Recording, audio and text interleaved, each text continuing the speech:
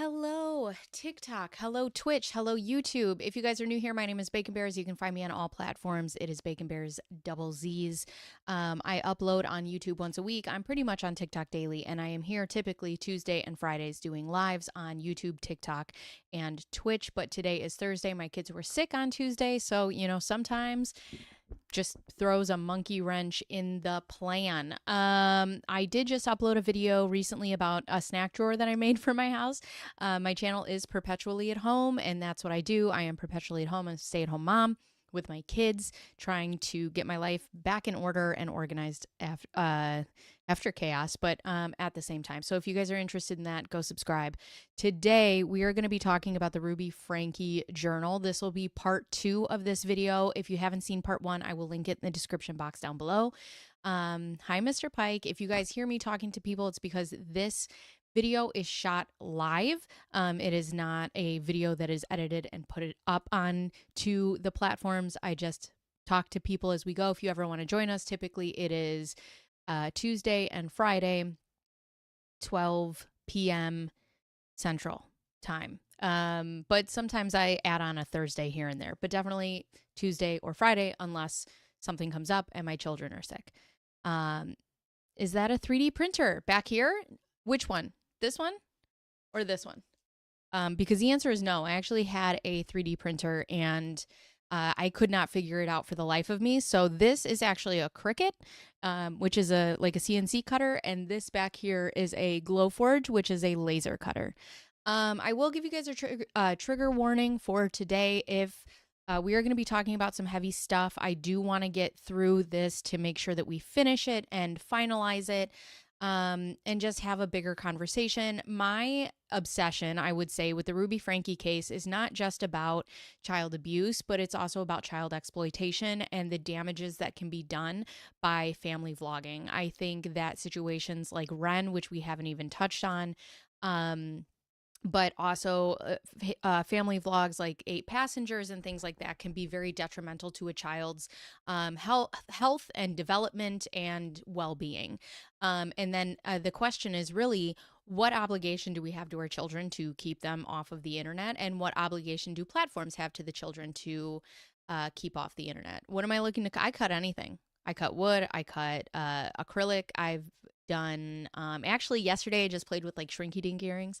But anyways, so if you guys are not in the headspace to deal with child abuse today, I would suggest clicking off this video. If you are, we're going to get started back again. So this is, it says entry 126 in the Ruby Franke journal. Also, let me switch my screen. Sorry. Pro streamer. So if you are on TikTok, you could follow along down here, and if you're on YouTube and Twitch, you can follow along over here. So it says, I cut off more of E's head. Now remember, E is her youngest daughter, who at this point is almost 10, and they will be referring to R, who is the 12-year-old boy who escaped and was able to basically be the hero of the story and save himself and his sister. She also starved the kids, right? Yes, absolutely. My hair looks so pretty. Thank you. I took a shower today, Mr. Pike. I cut more of E's head off. I can't read. Okay. I cut more hair off E's head.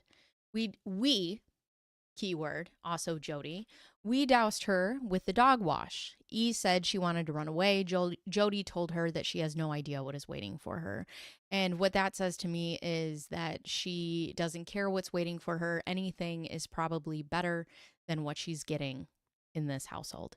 Then we move on to July 13th of 2023. So I want you guys to remember, this is less than a year ago. I may have forgotten to write this. On the 11th, I took our face in my hands and spoke to him. Through love you. I told him to send the demon a message for me. I will not give up. I will not leave. I am going nowhere. Get out. R released the demon, and he has been very workable ever since. I'd be interested to know what that looks like, right? What does it look like to release this demon? What does it look like to physically release what she thinks is this demon that she's seeing? Um, this morning, the 13th, R broke his fast with brown rice, lentils, black beans, and chicken and water. A hornet kept buzzing around his chicken. I told R to think of the hornet as Satan. Would you become pals with Satan? Would you sell your soul or chicken to a hornet? Um, I also like that she equates soul to chicken, that they're the same thing or on the same level. He will sting you in the end, which is funny because his mother is currently doing all the stinging. R trapped the bee with his sun hat. E broke her fast with cheesy potato, steak, water, oatmeal, and water. Oh, she wrote that twice. For me, it's as soon as I enter the E is full of piss and vinegar. She is as mad as a hornet. She doesn't call the shots. I touched on this a little bit in the last video. I'm just going over a little bit of what we covered last time. And it's funny to me that she refers to R as much more being or having some sort of possession. And there's a lot more demon speak with R, whereas with E, it's very much a power game, a power play. She doesn't call the shots. She's full of piss and vinegar. There's no separation between her and whatever demon it is that Lori thinks. Or Lori, I've been watching the Chad Daybell case. I'm so sorry that Ruby thinks she has inside of her. It's been about 90 minutes since R8. I warned him that his food would either encourage him to truth or defiance. He is defiant again. He pooped his pants and telling me no. His poop is too watery to be fasting. R admits to stealing water 3 times today. R lies and feels no remorse. E is cheating. And there's nothing else. Cheating with what? Cheating, how so? These selfish children who desire only to take and lie and attack have zero understanding of God's love for them. They don't know. Jody is selling her home, this priceless Snow Canyon gem, so she can purchase land where these two can work. What a generous woman. Jody has been looking for property with Cactus. And it's feeling more eminent these days to get these kids to open land. She's willing to consider less than ideal property for them. Thank God she's willing to give something up for the children. It is a spiritual matter. I can't in good faith leave her with these 2 gremlins. I won't do that. These are God's children. It doesn't matter when souls are on the line. The amount of disdain that she speaks about her children is disgusting. And yes, Hurley stealing water.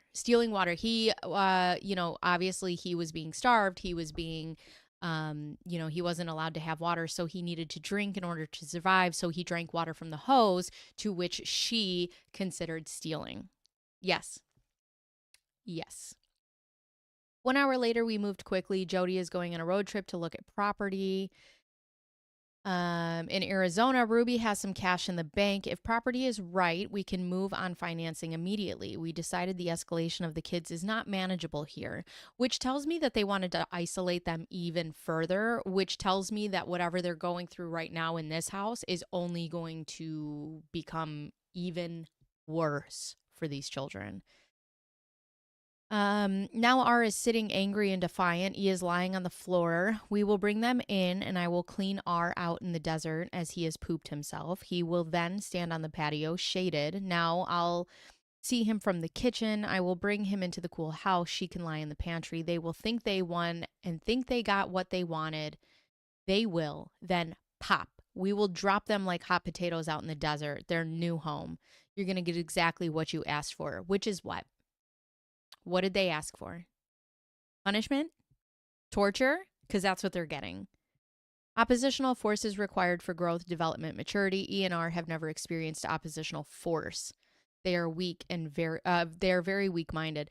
They, with you, experience oppositional force every single day, from the time that they wake up until the time that they go to bed. You are oppositional force.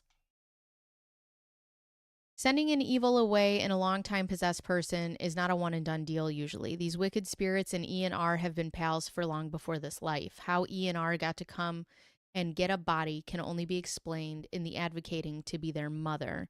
This is not a conceited statement, which we talked about last time. If you have to say that it's not a conceited statement, yeah, you falling on the sword of, oh my God, they're demons, and I'm advocating and being their mother, which is funny because there is nothing motherly about what you're doing.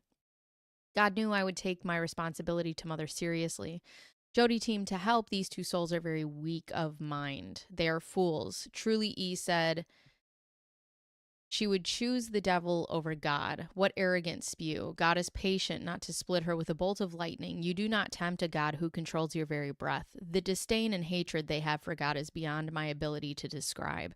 My spirit is offended. I shudder to think I would have never seen this and have had I not pushed them. Holding boundaries will show you how much possession a soul has. The more boundaries, the more soul will reveal itself. Trial will reveal a soul because of the inherent limits built into a tribulation. So let's just talk about a couple of different things. They say that they would rather talk to the devil over God, which you are putting them in this scenario because you believe that this is how God would want them to be treated. So logically thinking, and I know we shouldn't argue with logic because she is not logical, but you ask why they would want to be with Satan over God. Look at what God is doing to them. Look at what God is asking of them. Wall sits, fasting, um, cuts, bruises, assault, belts, boots, all sorts of things, holding them underwater. What? It's funny because God has patience, yet you have no patience for them even to move, like just a tiny bit. The other thing is that we've talked about before is holding boundaries will show you how much a possession a soul has. The only boundaries that are being held is the ones that you continuously put over these children and the goalposts that you continue to move. They are not allowed to set any boundaries with you at all, and yet they are people. But even when they try to put up boundaries, it sends you into an absolute tizzy, which I guess you would be right then. The more boundaries, the more a soul will reveal itself, won't it? All right, let's move ahead because I did cover this a lot in the last episode. I have to sneeze.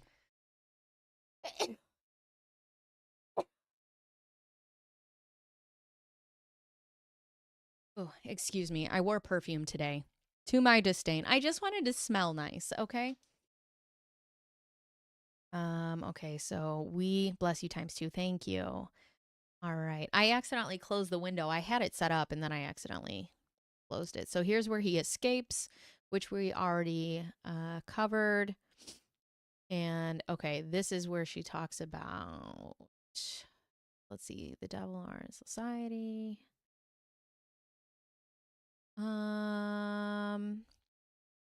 Let's see. Arnie do not want to repent. They hate God per their own behaviors and words. Now I see how perfectly reasonable people walk around hating God and worshiping the devil, yet appear like good old Joes, good guys.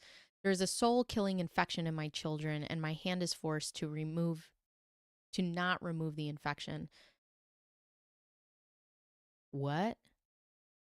And my hand is forced to not remove the infection?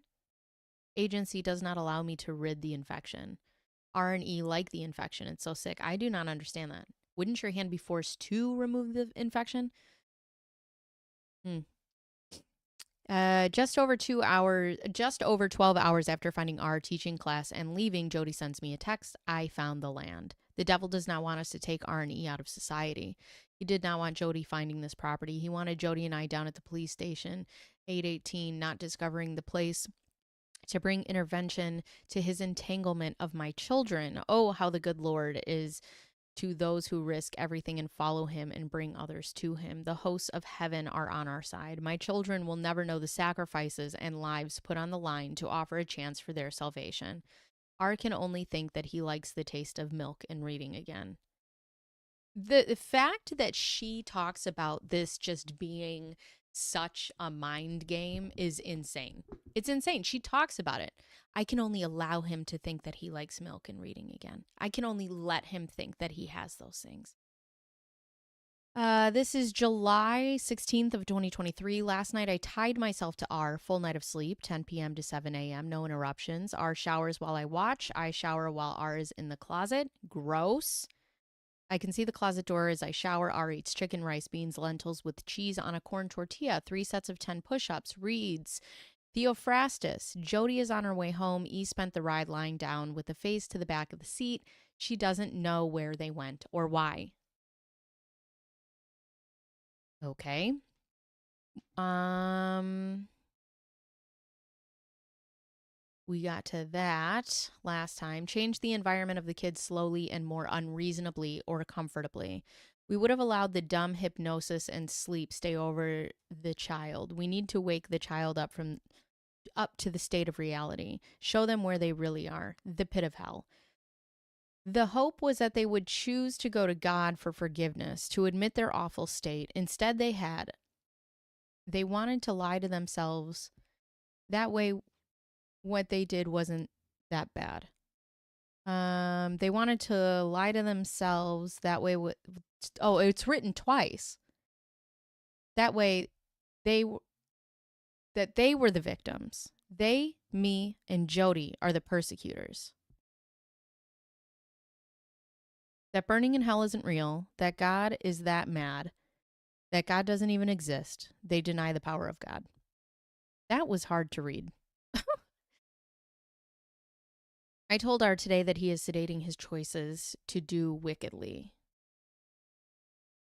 I don't want that anymore. My response, yes, you do. See, even when they say, I don't want this anymore, I don't want to do this, I don't want to live like this, it doesn't matter. It doesn't matter what they say because she's still just not going to allow them to express themselves.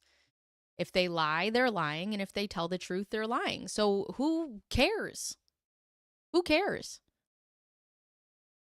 Yes, you do. You stood alone with only your choices and you literally would stand it. You ran away. You refused to stand with your choices. And now you are in the house with milk and chicken and a book. And you quite like it, don't you? Ugh. Ugh. I could just hear her voice. Oh, I can hear it. Ugh. Just the hatred she spews. Are yes, ma'am. Me, if you really didn't want evil anymore, you would say more tenants for the book, but I want to do boxes today, or I want to stand with my choices. You won't do that, will you? No, ma'am. See, I want to make it clear for you. You have not made any shifting or change. You are damning your soul.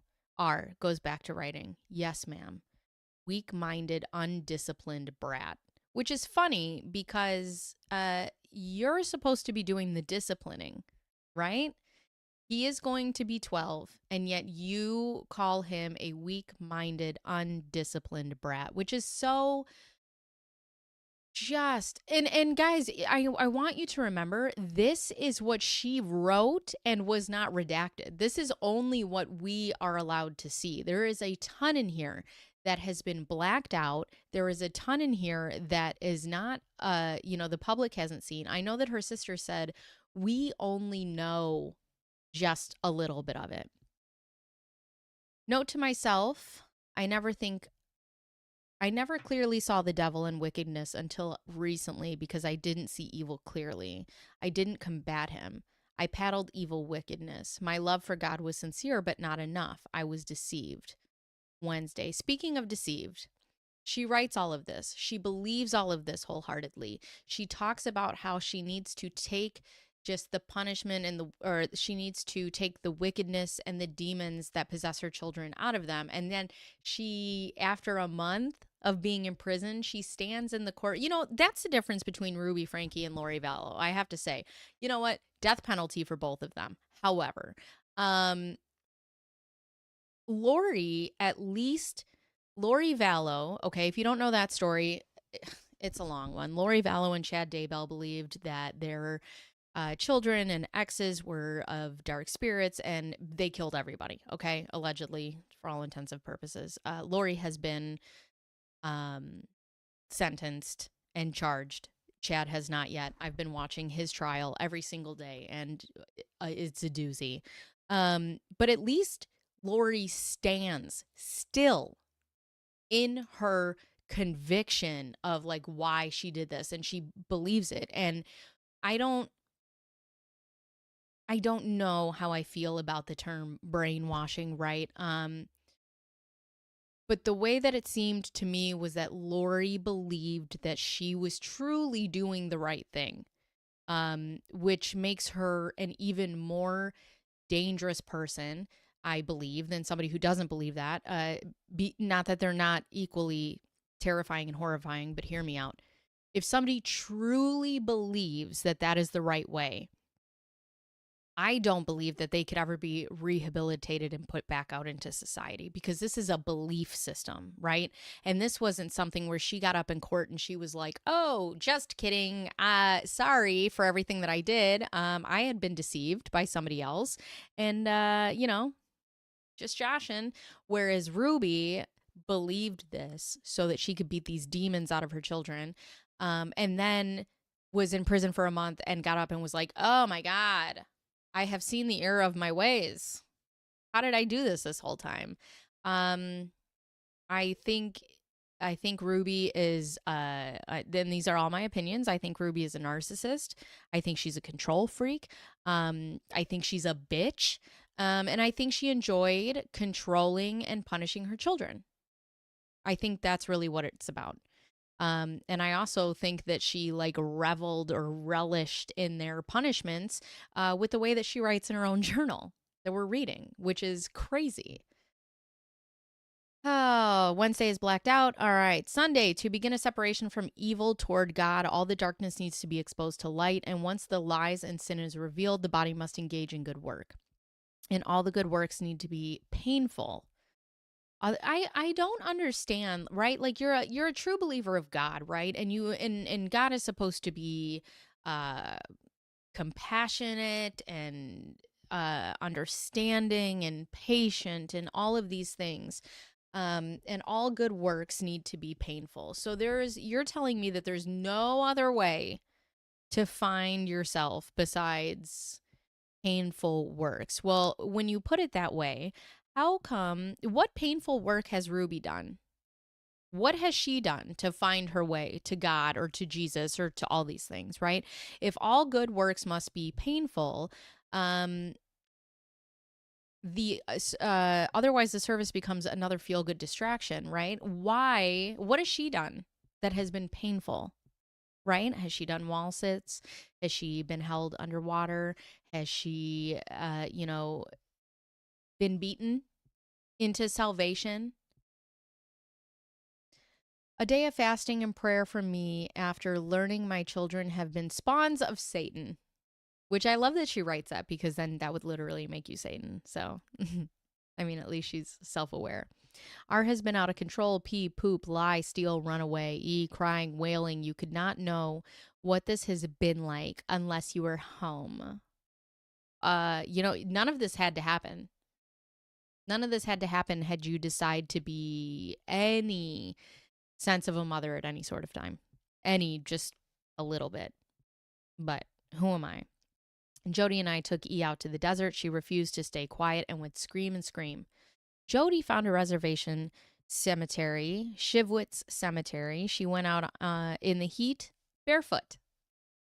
E still tried to run. She screamed for another family, water, food, care, love. Oh, E, a manipulative plug. You are loved and ... After a couple hours of screaming and speaking nonsense, E finally laid down in the road. Quiet, we took her home. We took E and R out and Jay the next day. E and R barefoot to increase the discomfort and decrease the running away. The task at hand was to weed the cemetery. Huge sagebrush, pokies, thorns, broken glass, garbages, over full. We spent a couple of hours filling black bags. You know what else is interesting? I go out weeding in my own garden, and we have dandelions, and they're all like those like thistles, and they're very prickly and very pokey, very uncomfortable. Okay, I wear gloves, I wear shoes, and I'm still uncomfortable. And she has these kids in a desert picking weeds, no shoes. I highly doubt that she has these kids wearing gloves or sun hats or anything that you would need to weed. Mm.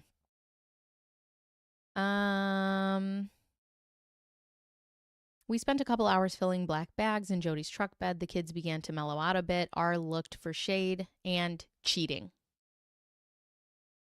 We went out the next day again and again today. 5 hours of weed pulling. Our finally started getting the hang of it. This is getting easier.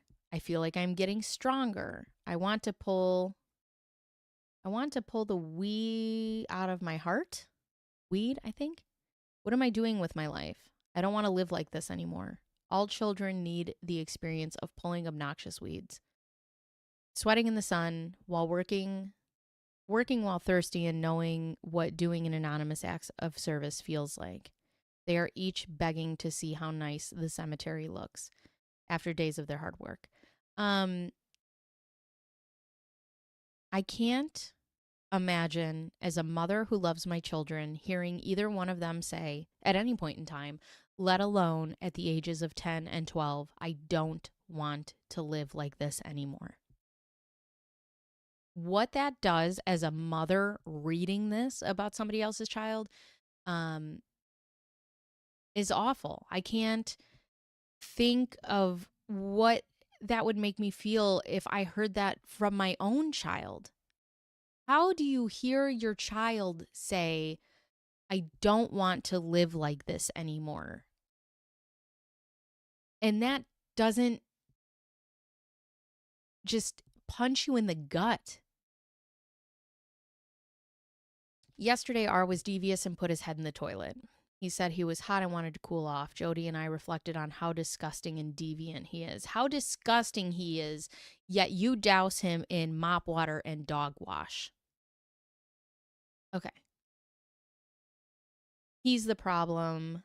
He's a problem that R has no problem being gross. He has no problem being gross. You force him to walk outside barefoot. You allow him to take showers sometimes. You put on mop water and dog wash, and he's gross.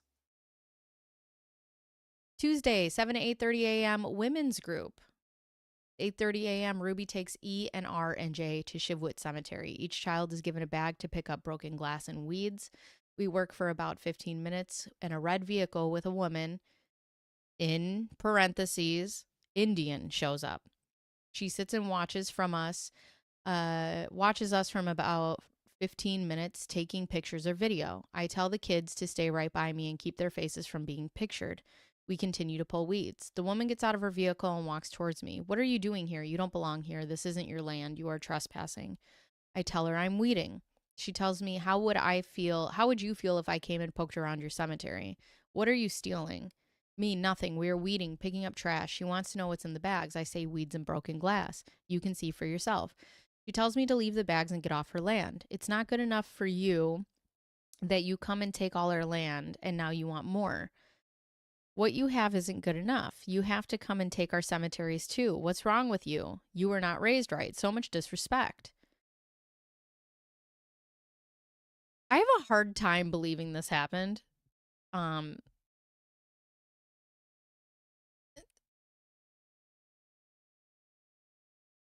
I don't know. This sounds odd. But also I have to say, if I went outside and I found somebody weeding my garden, I'd be like, get the fuck out of here. Like, what are you doing? Thank you, but also leave. I told her I did not mean any disrespect. I'm honoring your people.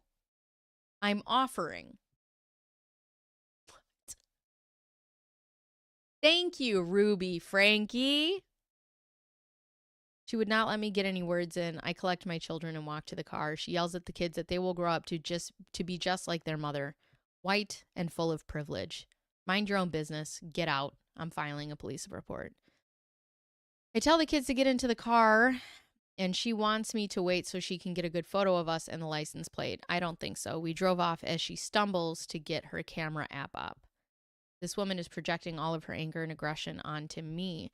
She told me I was walking around acting like I owned the place. I mean, to be fair, you're in a cemetery that doesn't belong to you. You don't have any dead relatives there or any, people who've passed. There is no reason for you to be in there doing anything, and it's not on your land. Get out.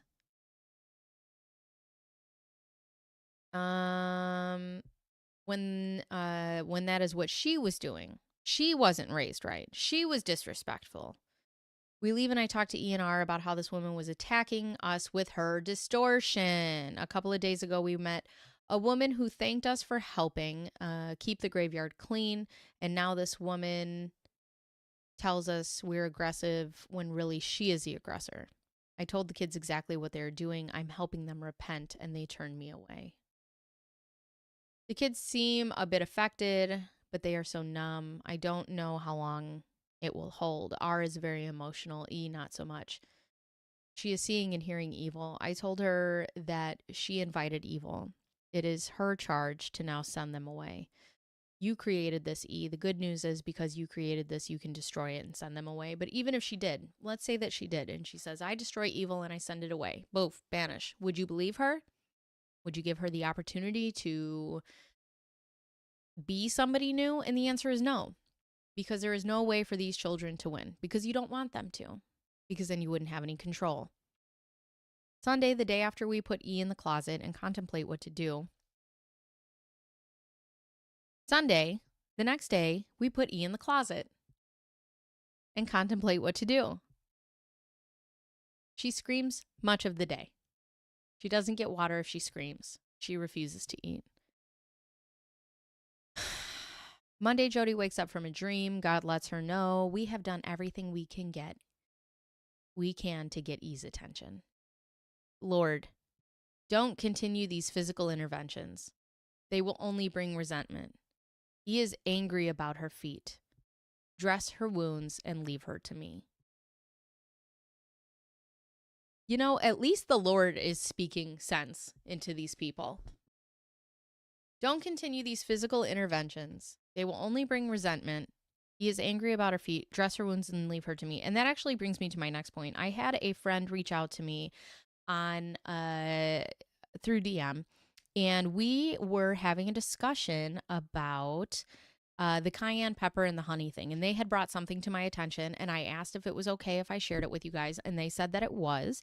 And they wanted to let me know that the cayenne pepper and honey on the wounds thing, I have a pretty nasty wound on my shin that the doctors haven't been able to get to heal. Band-Aids, A&D, ointment, Epsom salt, leeches, and so many other things only made the cut worse and get bigger. They finally sent me to a wound specialist who slathered my cut with cayenne pepper and honey and then used a zinc-infused wrap from my toes to my knee and finished it up with a compression wrap over the zinc wrap, left it on for a week, then replaced it.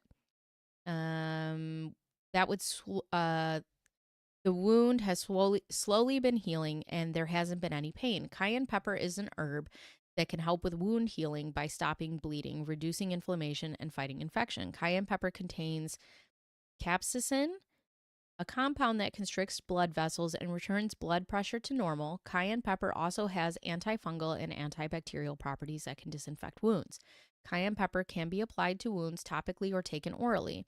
Manuka honey can help heal wounds due to its antibacterial properties and unique pH balance. The acidity of the honey has been shown to promote healing and block enzymes that break down the proteins and peptides the body needs to repair itself. Manuka honey has a lower pH than most honey, which can help promote optimal wound healing. Manuka honey has been shown to stimulate granulation and epithelialization, which basically means the formation of new healthy skin, which blew my mind. Mr. Pike, you're amazing. It blew my mind. So obviously, when you hear about somebody dressing wounds in cayenne pepper, you assume cayenne pepper is spicy. It's got to be hot. I did not know that this was an actual thing until this was brought to my attention. So that would make sense that these things can be used as a more holistic approach. And as I think that these children should have seen doctors at any point in time, but understand why they couldn't, because it would have blown Jody and Ruby's cover. I do think that it's important to know that other people have done this and that it has worked for them.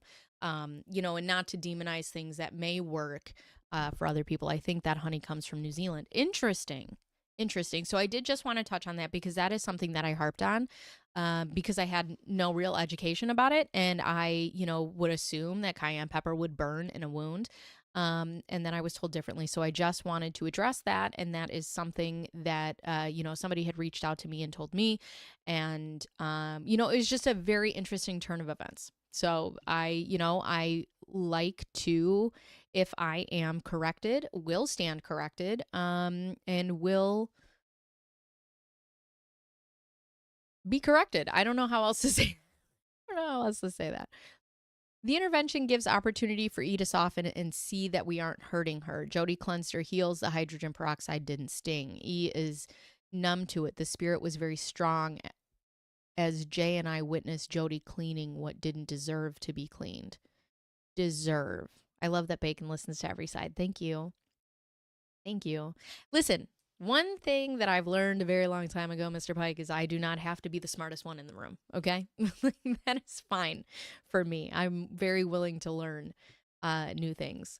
After dressing the wounds, Jody carried her back to the closet. E did scream and sulk and ask for water. I gave her lunch, leftovers over several meals she wouldn't eat, and she finally ate. I gave her water and then the scriptures. This is the first opportunity to have reading material since coming to Jody's.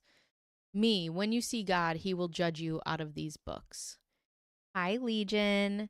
Did you honor your mother? No. Did you keep his commandments? No. Did you repent? No. You're in big trouble. You better get really familiar with what's in here. I'm never the smartest in there. R's feet are swollen from standing. He is angry that nobody cares. Yeah. Yeah. Kids are angry when their parents don't care. Kids get angry when their parents don't pay attention, when they don't love, when they don't get the basic necessities from their parents. Children are angry. I told him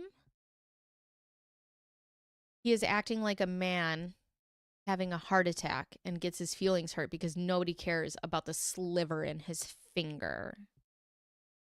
I'm never the smartest tool in the shed. When your soul is dying, nobody cares about your feet, which is funny because she really cares about her boundaries. She really cares about how she's been treated or how Jody's been treated or how people perceive her. She very much cares about all of these things.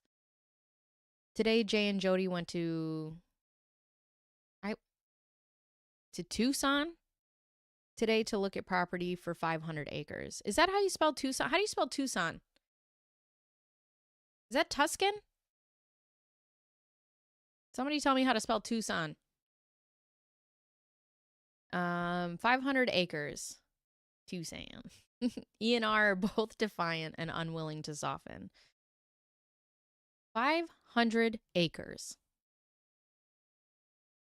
E this week perpetually screamed outside. Jody and I question mark her and took her to Hellhold Road. Yes, there is such a road on your way to Las Vegas. She was to run on the dirt road. She ran for a bit and then started manipulating. I told her to run up an incline on a hillside, touch a tree, and return 100 yards max. She threw herself into the tree.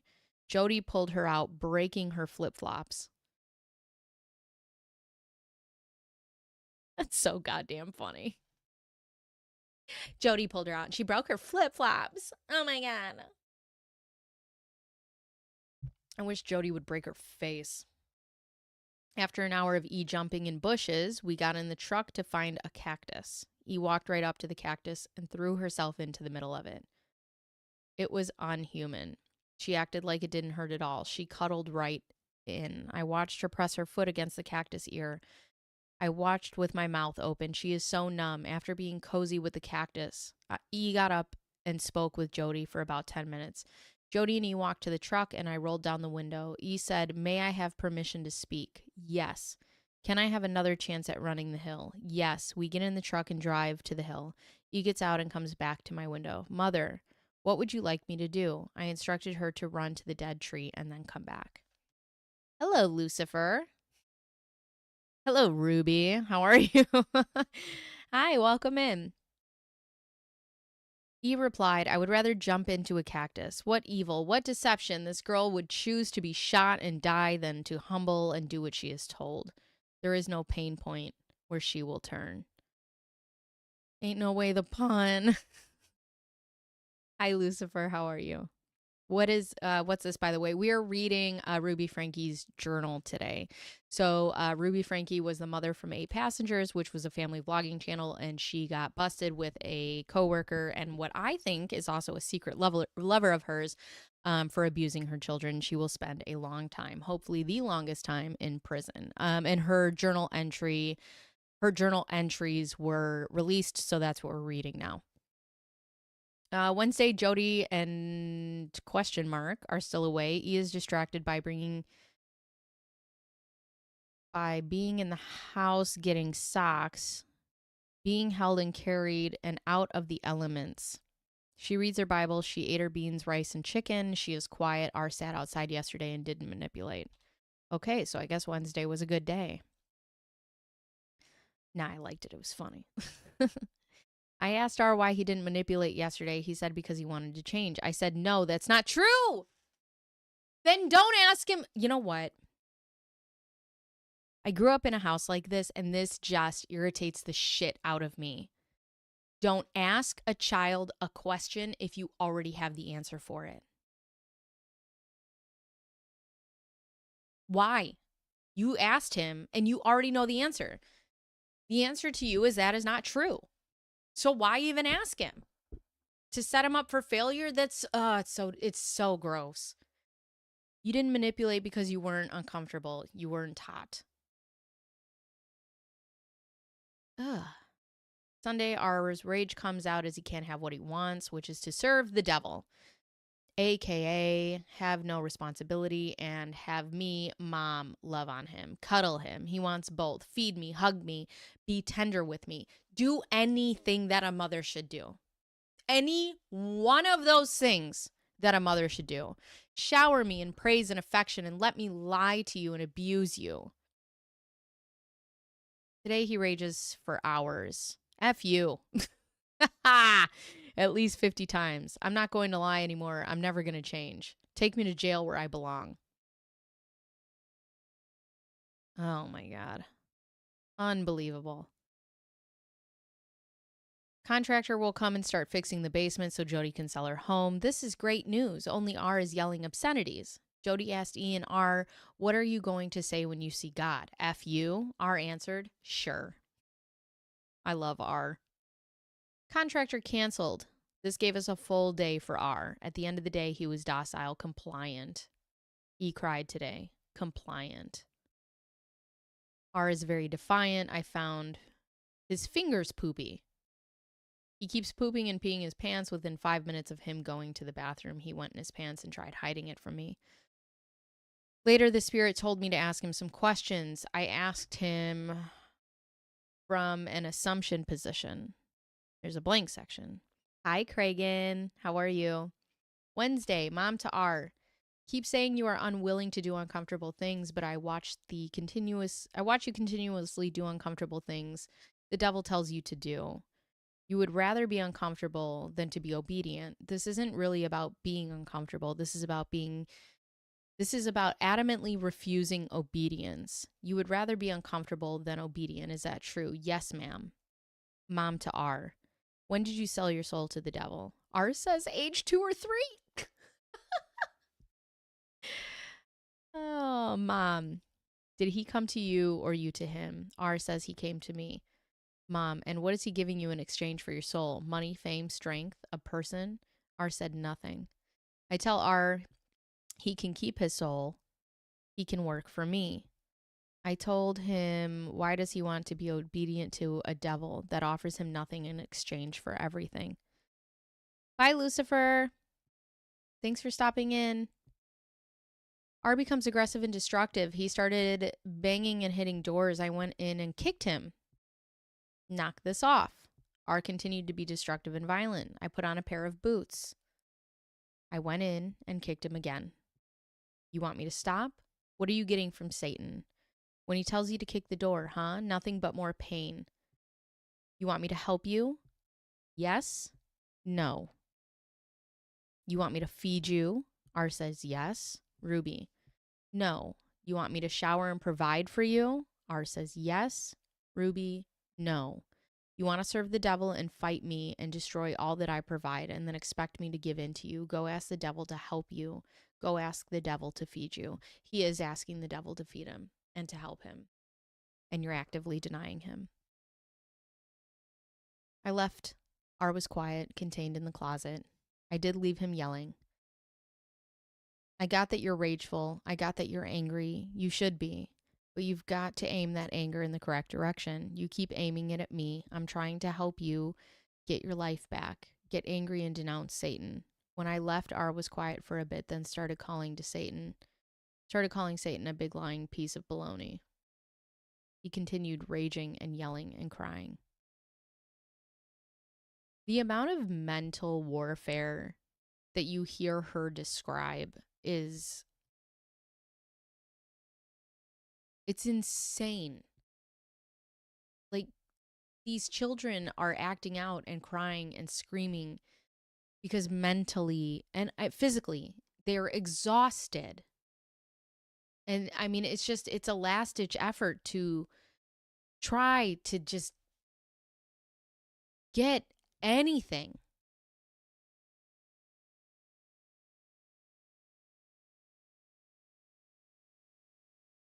I believed God. And what do you give me? Nothing but pain. You lie. And I've believed you. I'll admit it. I've been a fool to follow you, but no more. It's not too late. I can turn my life around. Get lost. Get lost. I can get my life back through obedience. Is this sincere? His actions will show. R is manipulating his hand. Wet his pants. Ruby to R. You cannot manipulate your way out of this pain. The only way out of this pain is to humble yourself. You need to pray and show God how you have desecrated your precious body, how you misuse your body. Beg him to help you. Which is funny because you have no problem desecrating it or abusing it, do you? I've been such a fool. I don't want to make these choices anymore. Please hear me, God. I won't live this way anymore. My life is crappy. It doesn't have to be this way. Obedience is the way. I desecrated my soul. I know I can change. I still have a chance. My chance is getting smaller and smaller. I'm not going to choose this anymore. I'm not going to make myself a fool anymore. I've made myself such a fool. I believed all those lies. All they bring is pain. God, I've made and chosen to be so idiotic. I've been so aggressive, so vile, so mean. God, please hear me. In the name of Jesus Christ, amen. Enjoying the day. I am enjoying the day. This is a hard read, but I am enjoying being here live with you guys. Jody and Jay are still in Arizona. They should be back tonight. I am watching in the closet. And E on the back of the patio. It's warm outside and raining. I told R the rain is cleaning the rocks from the dirt and R's pee. I told her to feel the rain clean her. I told her she can be as clean as she wants to be. I checked in on R. I asked R what he was thinking about how my choices have led me here. Me. R, did you know you were in the dark pit of despair? R, what do you mean? And then blacked out section, chilling. He stood in the rain for about 2 hours. And then all of this is redacted. Tuesday. For the human who is not humble, today this constitutes the vast majority. You have to get to your breaking point. R never would have disclosed his sins had he not had a hope that confessing would bring back a sense of relief. His motive, because he is not humble, was to feel better because of all of the distractions we're taking away, and any belief was getting them back to be banished. We were consistent. We followed through. R was left with only one outlet to find relief: confession. The world we live in today does not, and she talks about the world and like everybody else and what's the word? Like, you can just get such a sense of like, she just feels better than everybody else. There's just such an air of how much better she thinks she is when it comes to everybody else. The world we live in today does not support children being uncomfortable. They, the adults, are uncomfortable with children being uncomfortable. No, Children can be uncomfortable, right? They can be uncomfortable in their feelings. They can be uncomfortable in being outside, but also be dressed properly. Um, Adults are uncomfortable with children being abused, and being abused and uncomfortable are two wildly different things.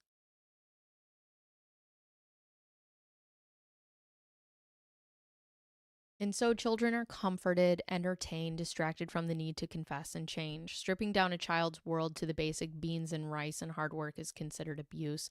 And it's not. It's necessary for a prideful child. But I need to know what constitutes as a prideful child and what doesn't, right? Which children get this type of treatment and which ones don't. Now that R has his behaviors out, all of them, he feels like a failure, a monster, useless, worthless. The relief he felt in confession was short lived and now is no shame to hide, so he becomes overtly aggressive, destructive, and combative. Foul language I've never heard is now pouring out. It's his only distraction: poop, pee, damage. The despair comes in. He is weak, infectious, hopeless, and never felt worse. A setup from the devil. Now is the work. Now is the work? No, what has he been doing this whole time? Now is the work? It has been 3 months of consistent boundaries and putting up with his terrorizing to get his confession out. Who would do this in the real world? I don't know if anyone would feed their kid in America just rice, lentils, and chicken for meals for 3 months. No, we wouldn't. We wouldn't. Because variety in foods is important. Because a loving mother does not use the 3 meals a day that her children needs as a reward or punishment system. And this is why Americans are full of sin and ready for destruction. They won't repent. Day 2 of our jumping on the mini trampoline. He needs lots of help with balance and coordination. Maybe he just needs some fucking food. There could be that. He could just need something to eat. Today, I asked him to take off one sock by balancing on the opposite foot, lift one foot up, and remove the sock while staying balanced. He fell over, hit his nose on the ground, and began bleeding. What does this have to do with the devil and repentance? I gave him a wet rag to wipe his face and toilet paper. He dabbed his face merely to smear the blood. Then he blew his nose so harshly through the toilet paper he got new blood on his face and all over his shirt. The easiest exercise he is asked to do, he refuses with the decrepit stature you would expect from a 90-year-old. He plays completely helpless. His body is full of evil, puffy infection, and he won't participate in the responsibility of pushing it out. R's life, meaning, and purpose has been don't get caught. And now that he's caught, he wants to be done with life. He feels there is no meaning. First of all, he probably looks like a decrepit 90-year-old man because he's not getting the right nourishment. That might be, I don't know, not the proper sleep, not the proper food, not enough to drink, which is why he has to steal water. And a child who feels like his life has no meaning. What is the meaning? He gets up in the morning, you punish him for just being alive, for just being awake. You ask him if he's done with the devil and if he's repented. He says yes. You say no, you punish him. He does what you want him to do, you punish him. He does what you don't want him to do, you punish him. What is the meaning of life? What is it? Poking is a strategy technique. R seems to respond to poking, pouring cold water, and a towel whip. First day R soaked with cold water. R jumped as told. He did wet his pants twice. God pelted hail from the heavens. He is poking R as well. R stayed jumping. Hail in August. St. George is a mystery, a heavenly validation of his intervention. A heavenly validation of his intervention is when you two bitches got arrested. R spent the 22nd and 23rd peeing and pooping. He is out of control. He is defiant, abusive, and mean. He refuses to do what is asked. Just when I think we have found a technique that will work, R digs in and fights harder, willing to try anything that would grab his attention. I whipped him with a belt yesterday. E2, she peed all over Jody's garage floor, screamed at her and lied to her. She is out of control. He seemed to give me attention after whipping. She swept the garage with some muscle and mopped. She did a good job. R increased his defiance. Sunday, visited for a week last week. Sorry. Sunday A visited for a week last week. I picked her up last Sunday, 20th, and took her home to Springville Friday. Jay and Pam and I packed 20 boxes and took them to the storage shed in Springville, and gave her 2 weeks' notice. End of journal. Jay ran away to the neighbors as he was hungry and thirsty. He wanted to go to jail. He thought it would be better than here. He asked the neighbor to call the police. They called the police. They fed and gave him water. An ambulance came to check his condition and remove the duct tape. When the cops arrived, they found R bound with saran wrap, duct tape, emaciated and dehydrated. He told the cops that 2 sisters were still at Jody's house. The cops raided Jody's house with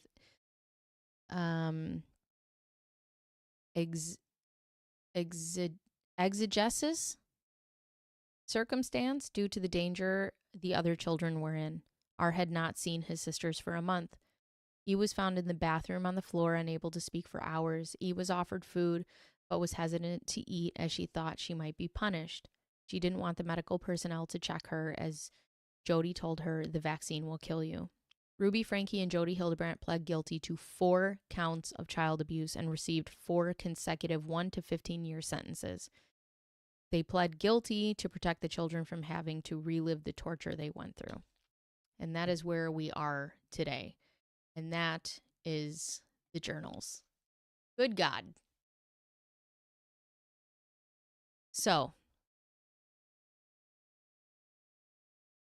we got through that. I did not think we were, thought it was going to be another really long one. We got through that. And, yeah, I don't know what to say. I don't know what the future holds for these children. I don't know what type of therapy that they would have to go through. I think they got off easy. I think they did as well. Unfortunately, we don't live eye for an eye, which I think is unfortunate. And I've made this statement before, and I will actively make it again. I think that Jody and Ruby going to prison is a luxury compared to what they did to their children. They will be in a climate-controlled area with books and internet and 3 meals a day and a bed and clothes and other people around them. And their children didn't get any of these things. I don't buy, as we've talked about Lori Vallow and Chad Daybell before, I don't buy Ruby Franke being brainwashed. I think that she was abusing her children far before Jody Hildebrandt came into the picture. And I think that everything was magnified and exacerbated by Jody. I think sometimes we can meet people who can bring out the best of us and bring out the worst in us. And I think she met Jody, and I think that Jody just gassed her up. I know that Jody was married. I know that Jody has her own children and does not have relationships with them. I hope that they get the full max sentence. It's insane. It's insane that somebody could do that to their children. As somebody who grew up Catholic, I definitely, I don't practice like religion anymore. But I think that any sort of religion that preaches to you that, it's okay to abuse or assault or anything to children, especially, is not right. And I know there's going to be extremists, and I know that people use religion to just do what they want to do, but I think it's gross. The children will be in therapy for the remainder of their lives and guarantee that they will, and no guarantee that they will ever find or how to be happy. And that's hard. That is hard because they, even with therapy, this whole process is it's such a mind fuck, right? Because your mom and the person that you're supposed to trust and the person that you're supposed to love, um, is telling you that she is helping you and that she does love you and she's doing this because she cares for you and she's treating you in all the worst possible ways. And no matter how you try to say that you're better and you're not going to be these things, um, she just doesn't she doesn't understand how these children are going to internalize. And you can see that too when R escapes and he goes to his neighbors and he asks them to take him to the police. um you know he when the guy asked him like what is going on, he said, oh, it's personal business. I know, it's crazy. And on that note, we'll watch some of the Chad Daybell case. I've been watching that lately and it's been very interesting. So we can watch some of that. They're on day 11. Oh, well, we can go back. I know it's live. See what we got here. Thank you for being amazing. Let's see if we can go back and just kind of watch what we can watch here. Mr. Pike, how do you like all my new screens? Isn't this fun? I feel so profesh.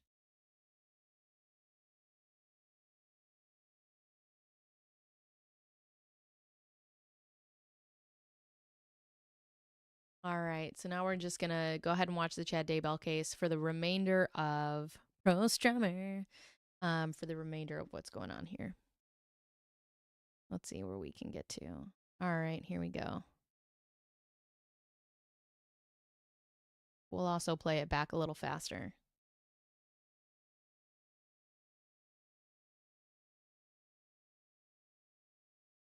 Versus Chad Guy Daybell. The jury is not present at this time. The court took under advisement separate motions yesterday relating to victim designations as well as 2 motions in limine, and set aside time this morning to make rulings on the record on those motions. So I'll note the defendant is present as well as defense counsel, the state present as well, prosecutors, and the court resolved the victim matter on the record yesterday. I do have rulings as it relates to the motions in limine this morning. So this again, there were this 2 motions filed, one all... on March 4th, one on March 14th by the state boy. seeking introduction of statements that This is all... maybe. Let's do... Oh.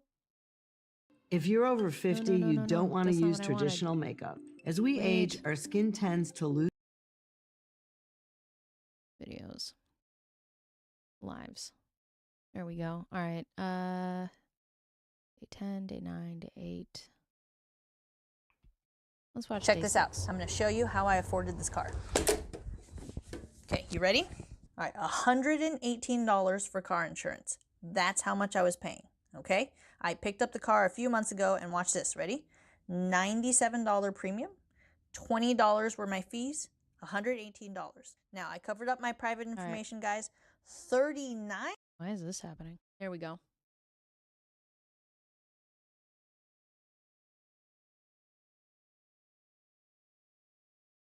I did notice that the sound was much better. So I can start crocheting.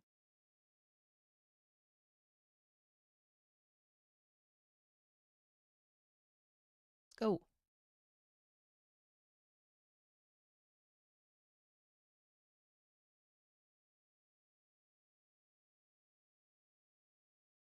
Venmo account until September.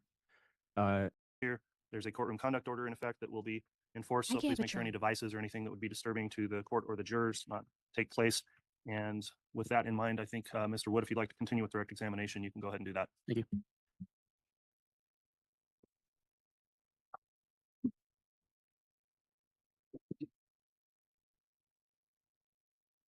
Mr. Douglas, good morning. Good morning, sir.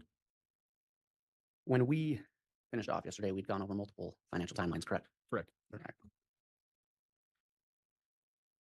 That's the thing too. They In were the course able of to your find investigation, so much.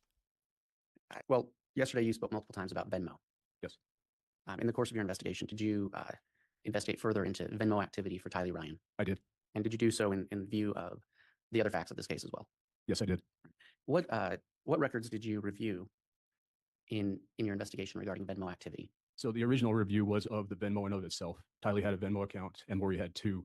And after reviewing the Venmo activity in of itself, I reviewed what is also called the funding source for the Venmo, being the credit cards and debit cards, bank accounts associated with those, or what the funds would have been drawn from. Your Honor, I'd ask that the witness be handed State's Exhibit 117.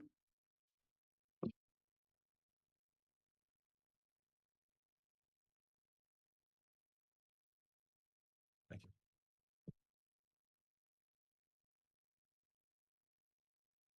Remember that after Kylie had passed away, there were still, I believe, there Mr. were Douglas, do still you recognize transactions Exhibit going to 117? Colby, I do. her brother. What is it? This is timeline that I created that I titled Venmo activity that includes the two accounts that Lori had regarding Venmo as well as Tylee's. All right. And did you prepare that in anticipation of testifying today? I did. Did you prepare that to aid the jury in understanding the Venmo activity on Tylee Ryan's account and how it might interact with this case? That is correct. Is that a true and accurate representation of the timeline or chart you created? It is. Your Honor, I'd ask that for demonstrative purposes, the State's Exhibit 117 be entered into evidence. Any objection? No objection, Judge. Very well. Exhibit 117 is entered. and admitted. I May I don't like publish? listening to it in fast mode. It throws me off.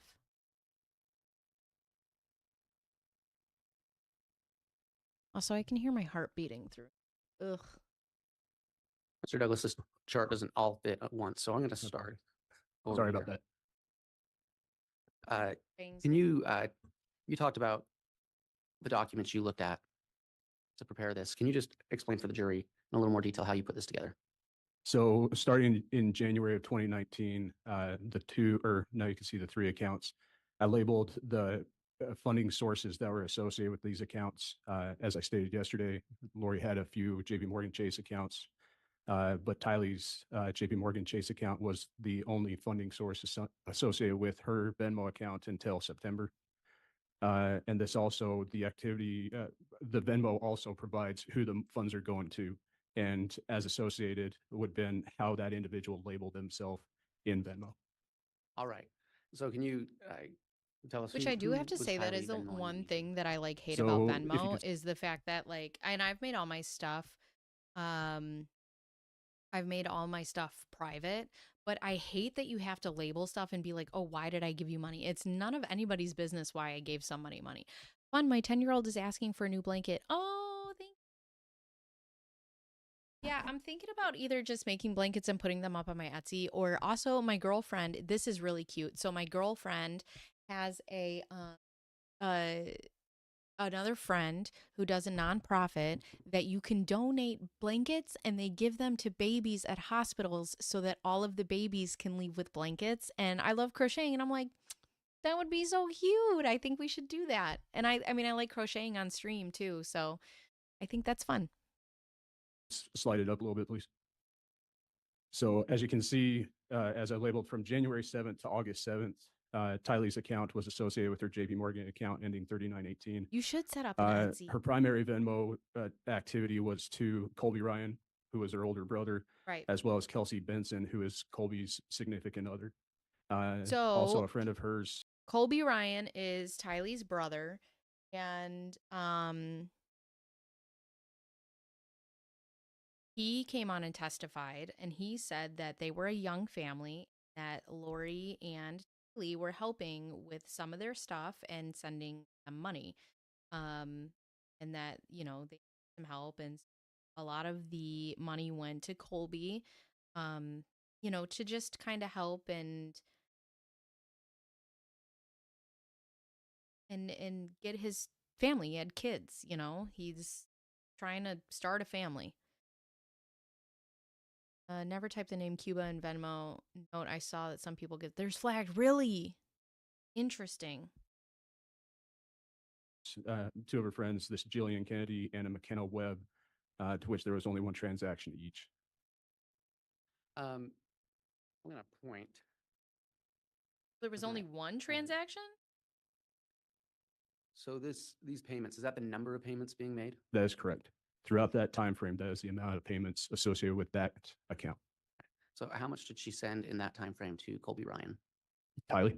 Yes, I'm sorry, that wasn't very clear. How much No. did Tylee send to Colby Ryan? So throughout that time frame, Tylee had Venmoed Colby 4 times for $170 total. Okay, there. I thought it was more than that. Okay. And so you talked about a change in the funding source. Is that represented on this chart? It is.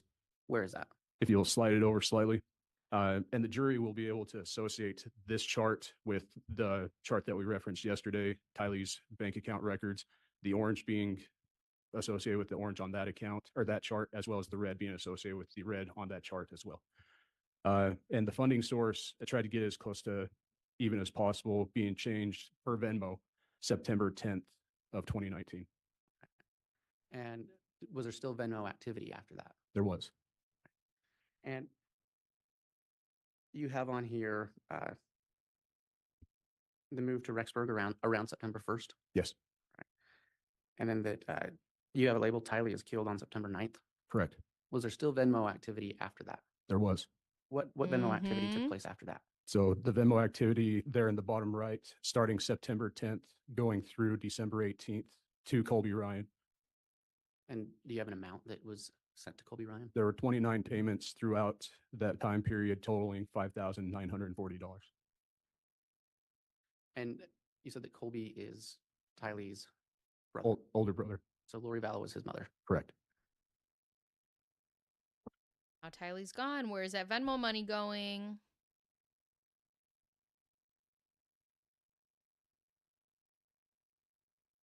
Your Honor, I'm going to ask that the witness be handed States Exhibit 97 and 97A. 97 is a business records affidavit, which is the one subpart A. I believe this comes in by way of stipulation. That's correct, Judge. Thank you. Okay, I'll just review those quickly.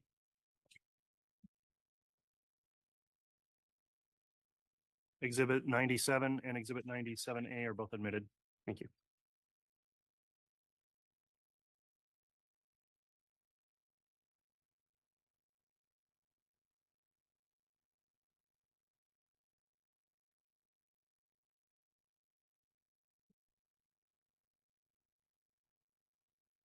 Mr. Douglas, do you recognize States Exhibit 97A?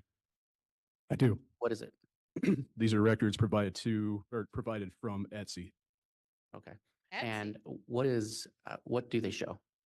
They show purchase by Lori on the date of Oh. August 15th, 2019, for 2 items with the description of glow-in-the-dark malachite Malachite rings. rings. Malachite inlay Sorry, titanium that's right. rings. It's the malachite Your Honor, may I rings. publish that exhibit for the jury. You may. And also, I believe that they were purchased while Tammy Daybell was still alive. That might be key. We're watching the Chad Daybell case. Chad Daybell and Lori Vallow. Hi, Sue. How are you? Thanks for coming in. Mr. Douglas, if you can show the jury what you were just speaking of.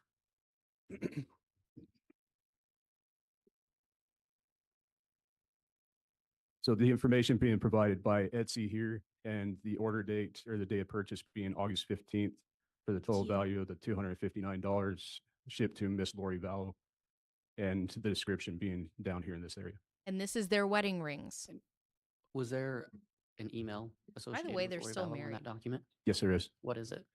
lollytime@icloud.com. Detective, Mr. Douglas, I apologize. Did you do any further investigation into this purchase? I did. Was this purchase successful? This purchase was returned. It was refunded to Miss Vallow. And do you know why? No, but not at this time for this one specifically. All right.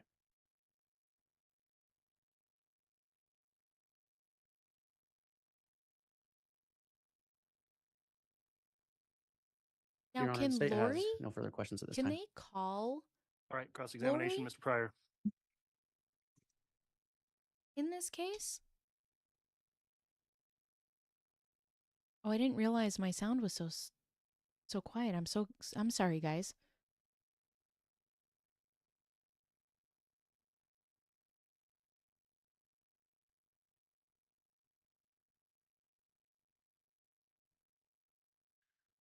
You previously mentioned that or that we can refer to you as Mr. Douglas, right? Yes, sir. That would be fine. Not agent. No, sir. Not an agent, a forensic accountant, sir. Okay. Okay. Cross makes me so I uncomfortable. recall you putting up one of the exhibits where it reflected that Chad purchased a phone prior to meeting Lori Vallow. Do you Yes, recall that? I do. Okay. And what was the purpose of putting that particular identifier on the Tammy's or the life timeline that you created in that situation? So when we requested the information from Walmart that they provided regarding all the electronics, that being one, I found that substantial because of the continued pattern of the purchase of cell phones throughout the time frame. Okay. And did you look into what kind of phone that was? It was provided, yes. Okay. What kind of phone was that? I can't say off the top of my head, sir. It's Okay. in my reports, but I can't It's remember. one of those, and I don't want to use this term loosely, but it's one of those disposable phones. Would that be fair? Burner Uh, phone. Sure. Okay. And those either are required for you to add minutes to them, or you just purchase a if new they one. They're a added her to relatively the list of inexpensive way to have a second phone. Would you agree with that? Yes, the purchase was inexpensive. Right. And the continuing purchases of those phones was an inexpensive way to have a second phone, right? It would have been. Yeah. And if you're having an affair with another woman and you're married, that's a pretty ideal way to hide the fact that you're having an affair by using a phone like that. Wouldn't you agree? If you say so, sir. Well, it's not me saying so. I asked you. Well, I never purchased a phone for that purpose. Well, I didn't ask if you did, but would you Ooh. agree that, It could be used for that, could sure. be used? Right. Okay. Now, you also talked about I the hate number of cross. items about purchases made. Is there any indication that in all of the financial records you examined, that there was any commingling? I guess that's a divorce term. Combining of assets between Chad Daybell and Lori Vallow. There's no indication that money from Chad's account went into Lori's or Lori's account going into Chad's, or Okay. no. Okay. Now, Can I interject? Yes, I can. You know why? Because I'm not in the court. Intermingling, okay, maybe not the money. The malachite rings were bought for them to get married. Oh, and by the way, they're still married. Just wanted, okay. My case, and I can say whatever I want. we'll turn to Exhibit 112. And Judge, could I have Exhibit 112?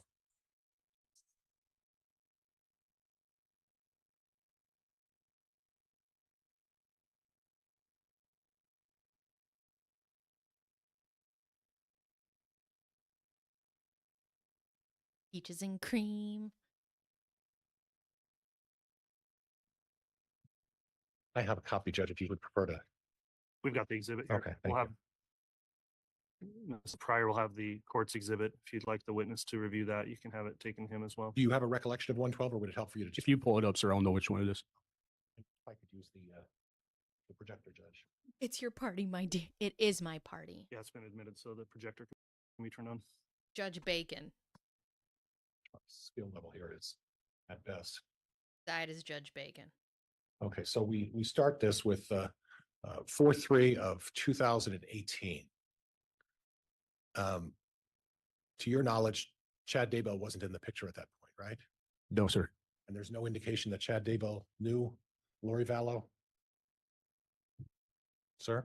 The reason I put this on here, sir, I was didn't because ask you that. I just want you to answer my questions. I don't want. there's nothing that shows that Chad knew Lori at this time. Okay, thank you. And at that point, Chad This guy's also such a dick. didn't know Tylee Ryan, right? No, not that I know of. And there's no indication at all that Chad Daybell knew Joe Ryan, correct? No indication that I know of. And there's no indication in 4/3 of 2018 that Chad Daybell knew JJ Vallow, correct? Sorry, state that again. There's no indication that Chad Daybell knew JJ Vallow, correct? No, At this not time? yet. No. Okay. And then we'll move on to your timeline of 6/14 of 2018. Tylee starts receiving Social Security payments. Same questions. Chad Daybell, to your knowledge, didn't know Tylee at this point, correct? That not to my knowledge, no. JJ? What does this have to Nope. do with anything? Lori? Not to my knowledge. Okay. We can skip Tylee receiving her GED. Mhm. 10/23/18. Lori opens that BBVA account on 10/23 of 18. At that point, Chad Daybell doesn't know Lori at that point either, right?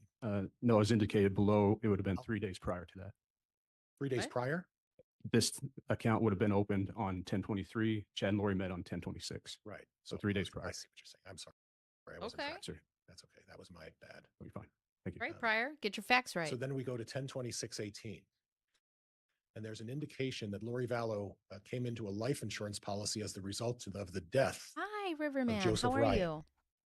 And she received a payment of $64,964.52. Is that correct? That is correct. Now, that's, and I need you to clarify this for me because it's important. It's all important. That wouldn't have been the time she applied for the insurance money, correct? No, this is when it was paid into her account. Well, how She would have long? applied earlier. Okay, and I'm going to slow down so I don't interrupt you again, or I'm going to hear about it. Any idea from your experience how long it takes to apply for life insurance payments before you generally would get those payments? Well, in my experience specific to this case, sir, Chad applied and he received one check within a week. Okay, and that was in regards to Tammy, right? That is correct. But I'm talking about in your experience with this one. This one specifically took a little longer from what I remember regarding this. Do you have a recollection of how long it took? I don't, not off my head. Sorry. Okay. Would it Or be you wrote it fair to down. say that Lori had been anticipating receiving this almost $65,000 prior to the time that she met Chad Daybell or was ever introduced to Chad Daybell? Lori knew about this before she met Chad Daybell. Okay. And then on What's going on 12/10 with of the 18, sound? Tylee starts getting paid. And please clear that by the JNS. JNS Investments. This is her uncle's business. Okay. That's the name that they were under. Okay. And then Tylee begins making monthly payments to T-Mobile on 2/25 of 19, right? Correct. Charles, and that would be Charles Vallow, right? Correct. Cosigns for Tylee to get a Jeep, That's right. and Tylee begins making monthly payments. Okay. Is that fair in the squares I've represented there? That's correct. Yes. And then you put down that Charles Vallow dies on 7/11/19, right? Correct. So what I'm having some difficulty with is this is Tylee's financial timeline, right? Correct. That's what it's labeled, sir. And it's Sort talking of. about Tylee's, how she's spending her money and the manner in which she's spending the money. Because it's correct? also about how Yes. she spent Okay. the money And- after she died. And Chad Daybell has nothing to do with any of the transactions above, right? Not on this. Okay. And the only reference to Chad Daybell is you put, well, when they met, right? Correct. And the malachite And then you rings that they used. But that to Charles get Vallow married. dies, right? Yes. You're not trying to imply that because of financial reasons in this particular exhibit, Chad Daybell had anything to do with the death of Charles Vallow, are you? What I'm implying on this specific timeline, sir, was where Tylee's funds were going to come from and then what she spent them on. This is specifically to show on Tylee's Okay. spending habits, sir. And I don't want to put an answer in your mouth to testify, but that wasn't really my question. My No, question. because that's not the reason that I built this Thank you. timeline. Okay. Thank you. I appreciate that. Thank you. Oh, you sneak up behind me there. Is that where you went? I know that cross is to make you look try to make you look dumb, but it is so uncomfortable. I never ever There was a want to be in discussion this position. on one of your exhibits where you talked about Lori mentioning to Chad about receiving a $4,000 payment. Do you remember that? I do. What exhibit was that again? That's noted on a couple. It was on the one that you just handed back. Okay. And then on the other one, it was. It would have been regarding JJ as well. I'm just going to say both of you are kind of getting into a habit of talking over each other. Please try to avoid that. For our And if I could have reporter. exhibit Mr. 140. Pryor, you Woo! just talked right over me when I was telling sorry, you, Judge. please not Woo! do that. Thank you. And if I could have exhibit 114, Judge. Dad is angry.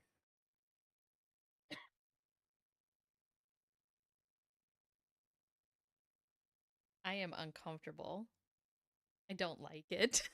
Oh, Thank you. Judge, if I can publish this. You may. Oops.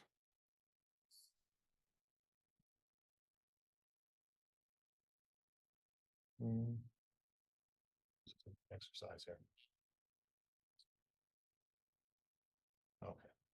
Maybe not. Hopefully you can read that. 4,000 a month in insurance from.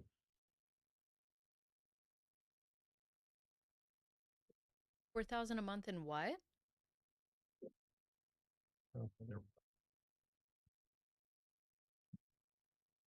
So on this particular chart, this was JJ's financial? This would have been a timeline regarding JJ's or transaction regarding JJ. Okay, so the financial transaction regarding JJ, again, you put on there that Chad Daybell and Lori meet, right? I did. And then a box right next to it, again, you put down that Charles Vallow dies. Correct. Okay. And then Written on into the 7/18, timeline. after Charles Vallow's death, it says something about Lori texting Chad about receiving 400 a month in Social Security, but Mhm. nothing from the insurance company. That is correct. It's 4,000, not 400. And that's right. And it's because she won't be getting the life insurance policy because if you all remember, Charles had the foresight to change over his life insurance policy to go to his sister, Kay. Was Kay his sister? Or whoever his sister was. 1,000, I'm sorry. Thank you. And at this point, was there any other indication in your investigation that they ever talked prior to that time about any financial matters like Social Security or insurance? Not that I can recall at this time, sir. Okay.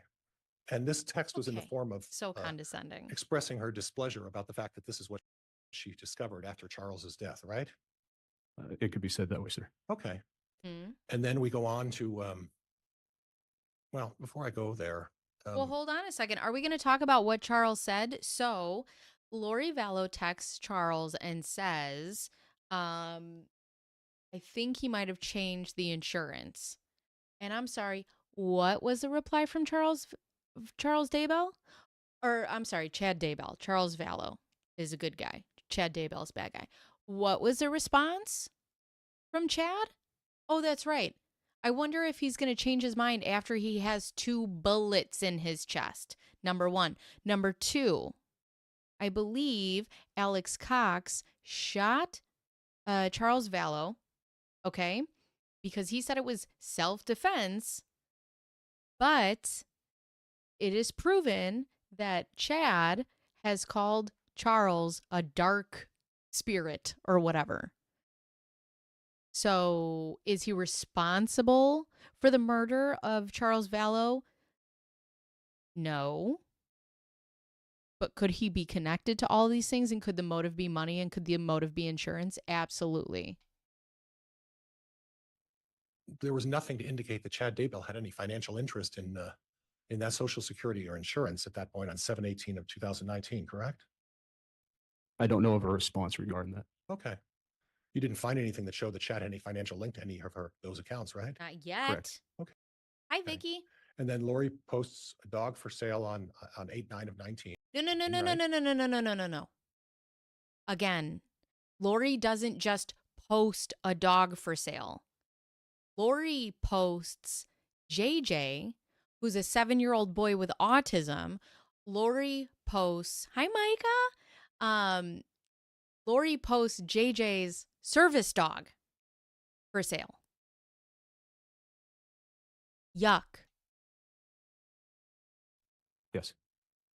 And then on 8/12, she names Colby Ryan the insurance beneficiary on her life policy. Yes. Okay. Now, at that point, at least we are aware that her and Chad are involved in a relationship of some kind, right? I think that's fair to say. And yet at that point, she names as a beneficiary on her life insurance policy and Colby Ryan's her son, right? Yes. With the deceased Joseph Ryan. I believe so. Okay, so she puts an insurance policy on her name, not Chad's at that point, or puts it on Colby's name, not Chad's, for 100% of the beneficiary, right? Correct. Not And then yet, she also because they're not previously, married we talked yet. towards the end of your testimony about the fact that she made numerous payments to Colby Ryan, right? Correct. And that was after, well after the last known sign of life of JJ Vallow, correct? Yes. So she was giving, at least in some indication, money to Colby Ryan. And on 8/12 of 19, after Charles Vallow dies, she puts Colby Ryan on her insurance policy. Correct? Correct. Okay. Now, then on 8/14, she applies for an apartment in Rexburg. And at that point, she's receiving a bit of Closer money, to right? Chad. Yes. Okay. And then she moves to Rexburg on 9/1. Closer to Chad, This is gonna be who she's Yes. having an affair with, who also is being accused of killing his wife, bear with me, please. All his right. mother of I'm a mother lawyer, of not a 5 children. audiovisual person. And Mr. Pike, it's not speed crocheting, any it's event, rage then we, crocheting. Okay, it's because I'm Move on. so She moves to angry. Rexburg. And at this point, there's still no financial link between Chad Daybell and Lori Vallow, correct? Correct. And then on 9/8/19, when there's a last known sign of regarding Tylee Ryan on 9/8/19, there's still no financial link between Chad Daybell and Lori Vallow of any kind. Is that correct? There are no accounts with them associating funds at And- this time. And Not then yet. the prosecutor's assertion that the last known sign of life with JJ Vallow was on 9/22/19. Again, there were no accounts that were mingled at that point, correct? Correct. And there was nothing financially showing them linked in any way, correct? Correct. And then after the fact that when they got married, again, there was no joint accounts to your knowledge, correct? Correct.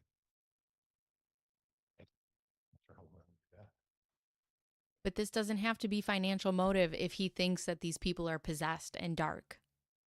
Just remember that.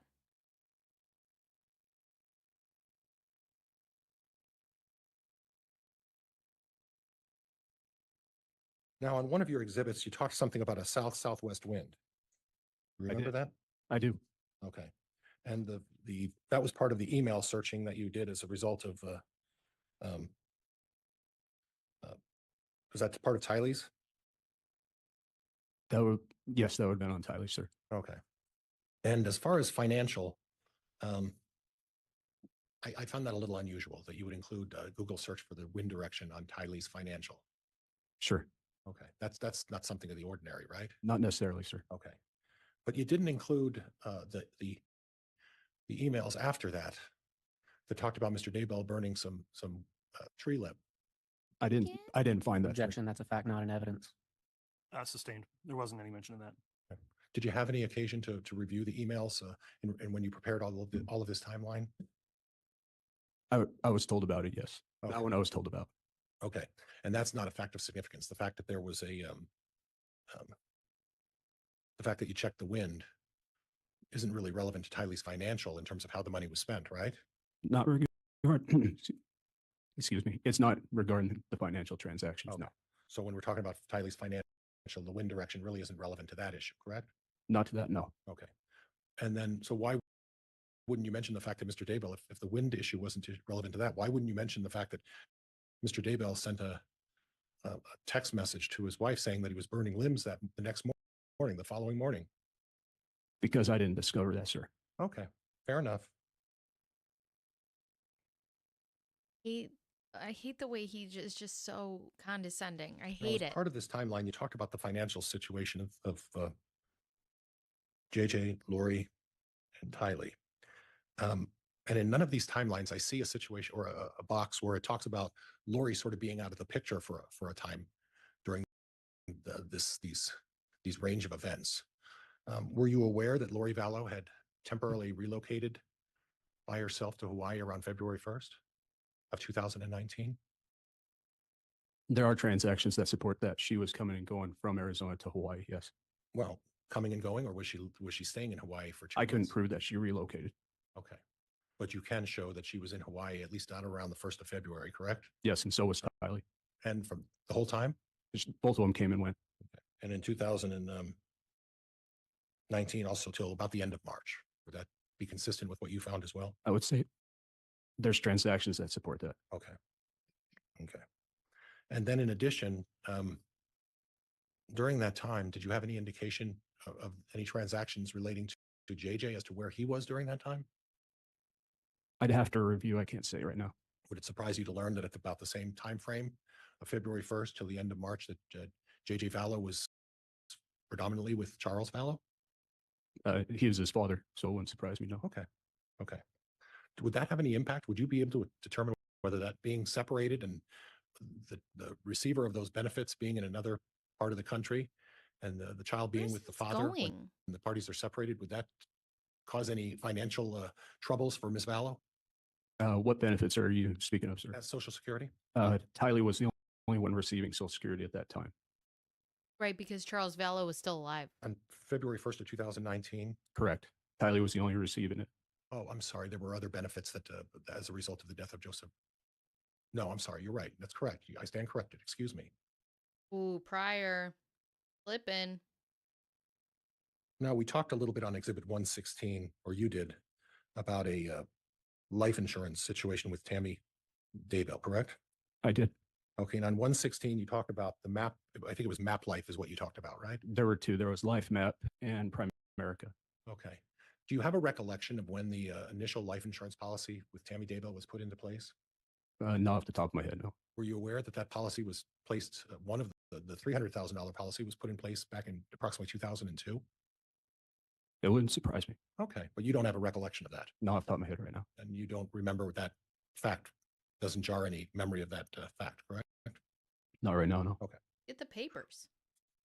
But it wouldn't surprise you that that's the case, correct? No, she did have life insurance, correct? Prior to, Prior to. right. Prior And then to. the amount of life insurance, other than And the hold on a life second. insurance, I hope he gets into this because Chad asked her, allegedly, to up her insurance about a month before her untimely passing. from back in 2002 that she had. What about the life map? What are we talking about there? You're talking specifically to Specifically, the yes. increase on 9/8? Okay, so initially she had a base because of the employment at the part-time employment, I guess, as a librarian, Mhm. right? Correct. I think that's what it was. So when you start the employment, you get an initial base of about 50,000, right? That's what it was in the beginning. Okay, so the insurance was at 50,000, and then on 9/8 of 2019, Tammy increased that to what? To 130. Okay, so the increase went up 80,000. Correct. So initially, 1 month before before. Tammy started employment with the school, her insurance believe. was 300,000, If I remember There was correctly. 300,000 before, and then before she started school. and Yes, that I was did. from some time ago, correct? Sure. Yes. Okay. Then she started at the school, and she had to have worked there for about a year before she was eligible to increase the insurance, correct? It was a year or two. Yes. A year or two. Mhm. I don't know what it was per the rule, but I know it's at least a year, maybe more. You have to put a probationary period in. You don't automatically get that insurance, right? Correct. And that's a financial decision made by the school district, and I would anticipate, right? That's, yeah, above me. So then after a year, she can apply for an increase in that insurance from the total of 350 and add an additional $80,000 onto that. Right?